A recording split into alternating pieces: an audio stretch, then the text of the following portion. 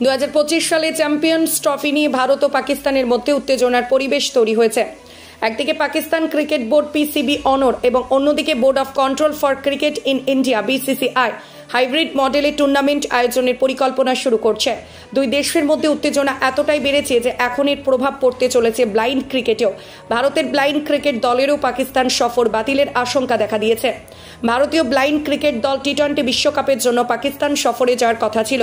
পুরুষদের চতুর্থ ব্লাইন্ড টি-20 বিশ্বকাপ 22 নভেম্বর থেকে 4 ডিসেম্বর পর্যন্ত পাকিস্তানে অনুষ্ঠিত হতে চলেছে। ভারত এই ইভেন্টের অন্যতম প্রধান অংশগ্রহণকারী দল। তবে মর্যাদাপূর্ণ টুর্নামেন্টের জন্য পাকিস্তানে ভ্রমণের জন্য তারা এখনও পররাষ্ট্র মন্ত্রকের কাছ থেকে ছাড়পত্র পায়নি। যুব বিষয়ক ও ক্রীড়া মন্ত্রক ভারতীয় দলকে বিশ্বকাপে অংশগ্রহণের জন্য একটি এনওসি জারি করেছে। তবে এমইএ থেকে কোনো নিশ্চিতকরণ ছাড়াই তারা পাকিস্তানে যেতে পারবে না। তাই পুরুষদের ব্লাইন্ড টি-20 বিশ্বকাপে ভারতীয় দলের অংশগ্রহণ নিয়ে সংশয় দেখা দিয়েছে। টুর্নামেন্টটি 22 নভেম্বর থেকে 3 ডিসেম্বর পর্যন্ত পাকিস্তানের অনুষ্ঠিত হওয়ার কথা। ভারতীয় ব্লাইন্ড ক্রিকেট দল এতে অংশগ্রহণের জন্য বিদেশ মন্ত্রকের অনুমোদনের অপেক্ষায় করছে।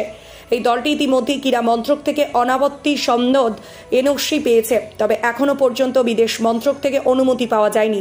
যদি বিদেশ মন্ত্রক এনওসি না দেয় তাহলে ভারতীয় ব্লাইন্ড ক্রিকেট দলটি বিশ্বকাপে অংশগ্রহণ করতে পারবে না।